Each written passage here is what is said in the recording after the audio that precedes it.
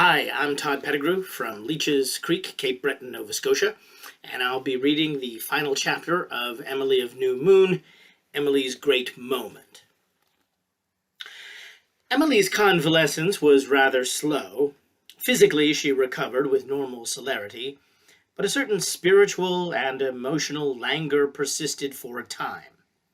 One cannot go down to the depths of hidden things and escape the penalty. Aunt Elizabeth said she moped, but Emily was too happy and contented to mope. It was just that life seemed to have lost its savor for a time, as if some spring of vital energy had been drained out of it and refilled slowly. She had just then no one to play with. Perry, Ilsa, and Teddy had all come down with measles the same day. Mrs. Kent at first declared bitterly that Teddy had caught them at New Moon, but all three had contracted them at a Sunday school picnic where Dairy Pond children had been. That picnic infected all Blairwater. There was a perfect orgy of measles. Teddy and Ilsa were only moderately ill, but Perry, who had insisted on going home to Aunt Tom at the first symptoms, nearly died. Emily was not allowed to know his danger until it had passed, lest it worry her too much. Even Aunt Elizabeth worried over it. She was surprised to discover how much they missed Perry round the place. It was fortunate for Emily that Dean Priest was in Blairwater during this forlorn time. His companionship was just what she needed and helped her wonderfully on the road to complete recovery. They went for long walks together all over Blairwater, with Tweed woofing around them, and explored places and roads Emily had never seen before. They watched a young moon grow old night by night. They talked in dim, scented chambers of twilight, over long red roads of mystery. They followed the lure of hill winds. They saw the stars rise, and Dean told her all about them, the great constellations of the old myths. It was a wonderful month. But on the first day of Teddy's convalescence, Emily was off to the tansy patch for the afternoon, and Jarback Priest walked, if he walked at all, alone. Aunt Elizabeth was extremely polite to him, though she did not like the priests of Priest Pond overmuch, and never felt quite comfortable under the mocking gleam of Jarback's green eyes, and the faint derision of his smile, which seemed to make Murray pride and Murray traditions seem much less important than they really were. "He has the priest flavor," she told Laura, "though it isn't as strong in him as in most of them. And he's certainly helping Emily. She has begun to spunk up since he came." Emily continued to spunk up, and by September, when the measles epidemic was spent, and Dean Priest had gone on one of his sudden swoops over to Europe for the autumn, she was ready for school again. A little taller, a little thinner, a little less childlike, with great grey shadowy eyes that had looked into death and read the riddle of a buried thing, and henceforth would hold in them some haunting, elusive remembrance of that world behind the veil. Dean Priest had seen it. Mr. Carpenter saw it when she smiled at him across her desk at school. "She's left the childhood of her soul behind, though she is still a child in body," he muttered.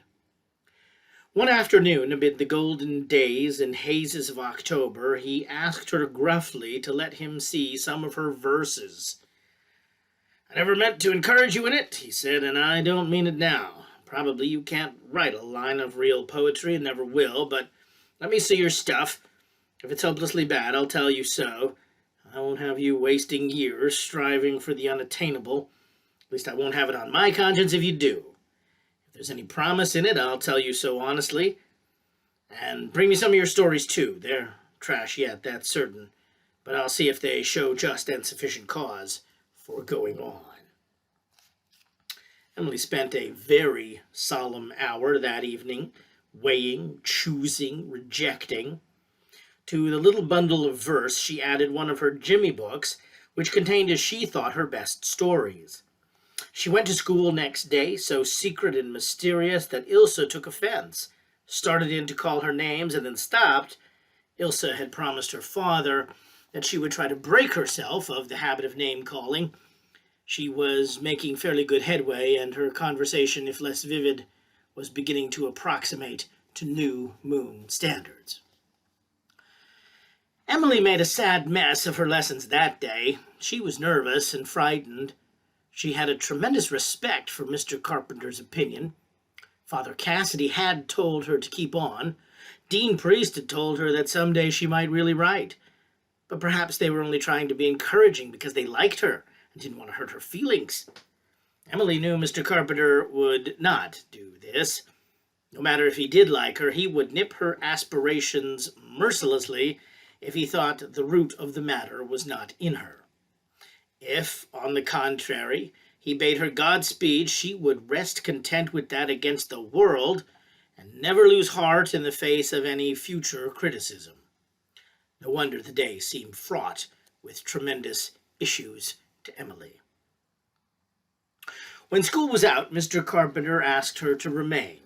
She was so white and tense that the other pupils thought she must have been found out by Mr. Carpenter in some especially dreadful behavior, and knew she was going to catch it.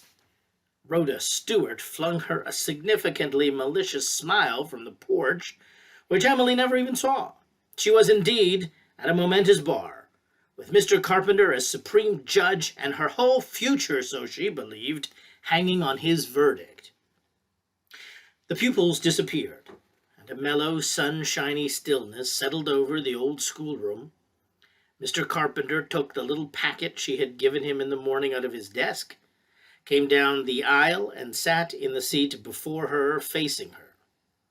Very deliberately, he settled his glasses astride his hooked nose, took out her manuscripts, and began to read, or rather to glance over them, flinging scraps of comments mingled with grunts, sniffs, and hoots at her as he glanced. Emily folded her cold hands on her desk and braced her feet against the legs of it to keep her knees from trembling. This was a very terrible experience. She wished she had never given her verses to Mr. Carpenter. They were no good. Of course they were no good. Remember the editor of the Enterprise? Huh, said Mr. Carpenter. Sunset? Lord, how many poems have been written on sunset? The clouds are massed in splendid state at heaven's unbarred western gate, where troops of star-eyed spirits wait. By gad, what does that mean? I don't know, faltered startled Emily, whose wits had been scattered by the sudden swoop of his spiked glance. Mr. Carpenter snorted. For heaven's sake, girl, don't write what you can't understand yourself. And this, to life as thy gift, I ask no rainbow joy. Is that sincere? Is it, girl? Stop and think. Do you ask no rainbow joy of life? He transfixed her with another glare. But Emily was beginning to pick herself up a bit. Nevertheless, she suddenly felt oddly ashamed of the very elevated and unselfish desires expressed in that sonnet. No, she said reluctantly, I do want rainbow joy. Lots of it. Of course you do. We all do. We don't get it. You won't get it, but don't be hypocrite enough to pretend that you don't want it, even in a sonnet. Lines to a mountain cascade. On its dark rocks, like the whiteness of a veil around a bright... Where did you see a mountain cascade in Prince Edward Island? Well, nowhere. There's a picture of one in Dr. Burnley's library. A wood stream. The threading sunbeams quiver, the bending bushes shiver, or the little shadowy river. There's only one more rhyme that occurs to me, and that's liver. Why did you leave that out? Emily writhed. Windsong. I have shaken the dew in the meadows from the clover's creamy gown. Pretty, but weak. June. June, for heaven's sake, girl, don't write poetry on June. It's the sickliest subject in the world. It's been written to death. No, June is immortal, cried Emily suddenly, a mutinous sparkle replacing the strained look in her eyes. She was not going to let Mr. Carpenter have it all his own way. But Mr. Carpenter tossed June aside without reading a line of it. I weary of the hungry world. What do you know of the hungry world, you and your new moon seclusion of old trees and old maids? But it is hungry. Ode to winter. The seasons are a sort of disease all young poets must have, it seems. Spring will not forget. That's a good line. The only good line in it.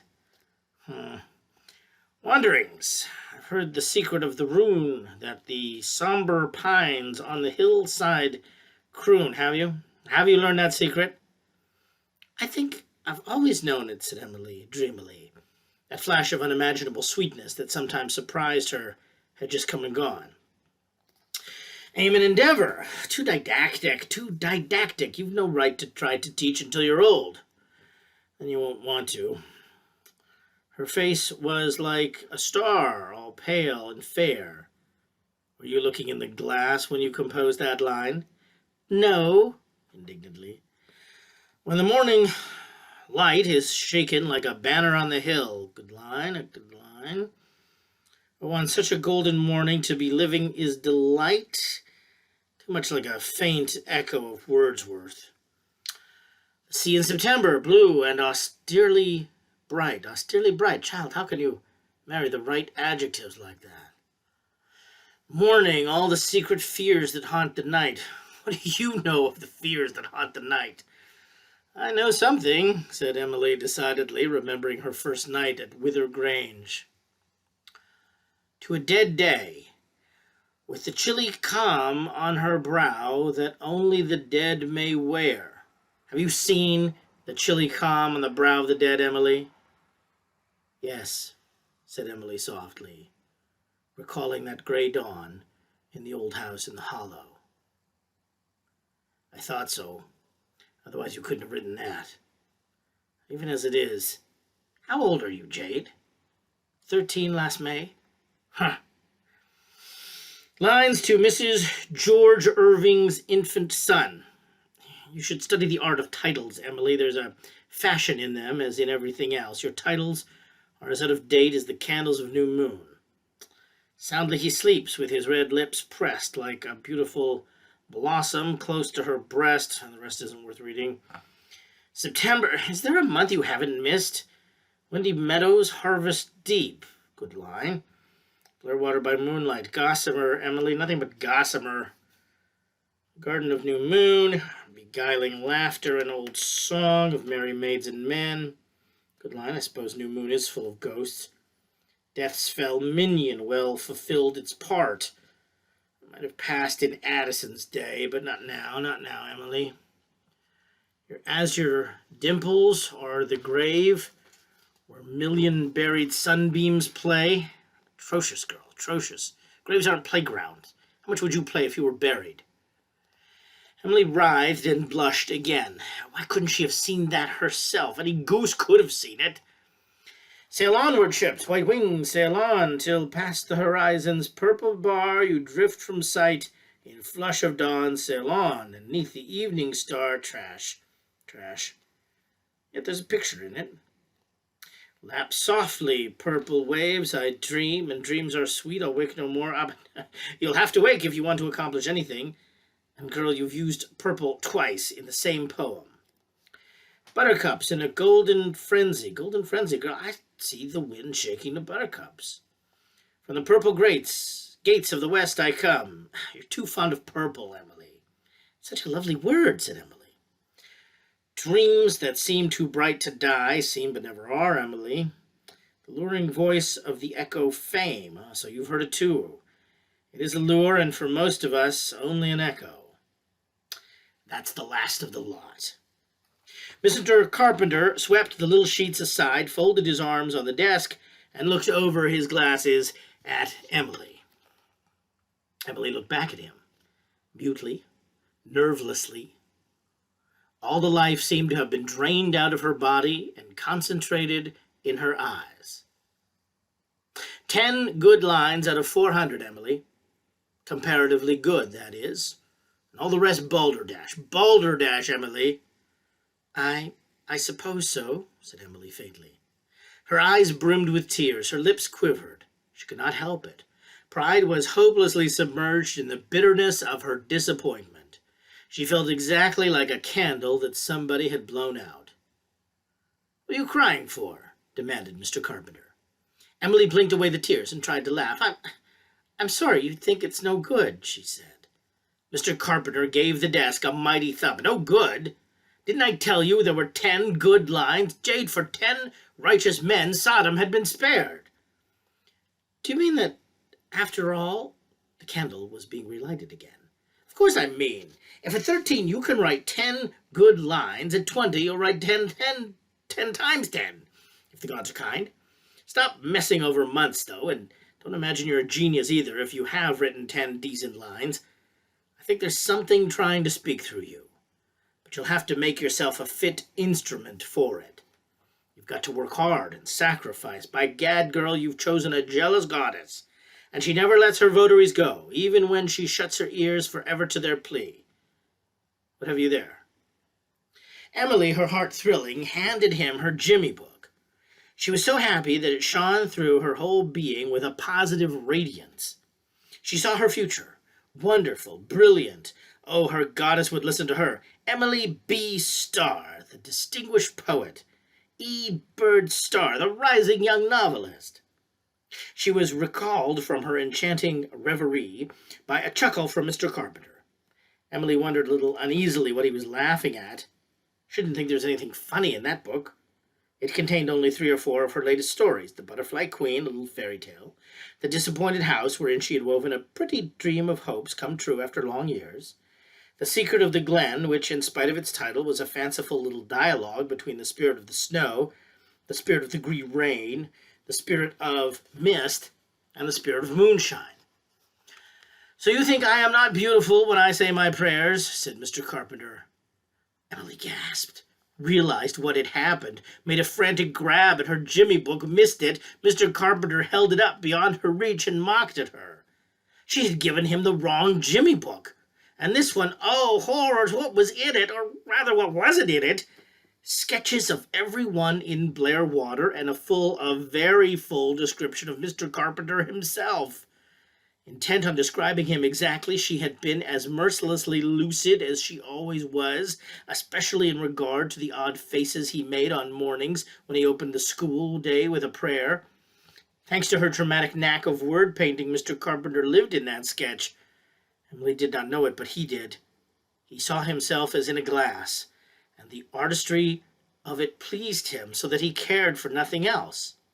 Besides, she had drawn his good points quite as clearly as his bad ones, and there were some sentences in it. He looks as if he knew a great deal that can never be of any use to him. I think he wears the black coat Mondays because it makes him feel that he hasn't been drunk at all. Who or what had taught the little jade these things? Oh, her goddess would not pass Emily by. "I'm sorry," said Emily, crimson with shame all over her dainty paleness. "Why, I wouldn't have missed this for all the poetry you've written or ever will write. By gad, it's literature, and you're only 13. But you don't know what's ahead of you. The stony hills, the steep ascents, the buffets, the discouragements. Stay in the valley if you're wise, Emily. Why do you want to write? Give me a reason." "I want to be famous and rich," said Emily coolly. "Everybody does. Is that all?" "No, I just love to write." "A better reason, but not enough, not enough. Tell me this.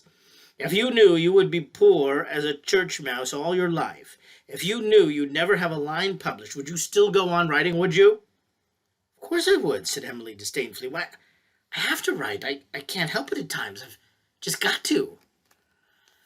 "Oh, then I'd waste my breath giving advice at all. If it's in you to climb, you must. There are those who must lift their eyes to the hills. They can't breathe properly in the valleys. God help them if there's some weakness in them that prevents their climbing. You don't understand a word I'm saying yet. Go on, climb. There, take your book and go home. 30 years from now, I will have a claim to distinction in the fact that Emily Bird Starr was once a pupil of mine. Go before I remember what a disrespectful baggage you are to write such stuff about me and be properly enraged." Emily went, still a bit scared but oddly exultant behind her fright. She was so happy that her happiness seemed to irradiate the world with its own splendor. All the sweet sounds of nature around her seemed like the broken words of her own delight. Mr. Carpenter watched her out of sight from the old worn threshold. "Wind and flame and sea," he muttered. "Nature is always taking us by surprise. This child has what I never had and would have made any sacrifice to have. But the gods don't allow us to be in their debt. She will pay for it. She will pay." At sunset, Emily sat in the lookout room. It was flooded with soft splendor. Outside, in sky and trees, were delicate tintings and aerial sounds. Down in the garden, Daffy was chasing dead leaves along the red walks. The sight of his sleek, striped sides, the grace of his movements gave her pleasure, as did the beautiful, even glossy furrows of the plowed fields beyond the lane, and the first faint white star in the crystal green sky. The wind of the autumn night was blowing trumpets of fairyland on the hills, and over in lofty John's bush was laughter, like the laughter of fawns. Ilse and Perry and Teddy were waiting there for her. They had made a tryst for a twilight romp. She would go to them presently. Not yet. She was so full of rapture that she must write it out before she went back from her world of dreams to the world of reality. Once she would have poured it into a letter to her father. She could no longer do that. But on the table before her lay a brand new Jimmy book. She pulled it towards her, took up her pen, and on its first virgin page she wrote, "New Moon, Blair Water, P.E. Island. October 8th. I am going to write a diary, that it may be published when I die."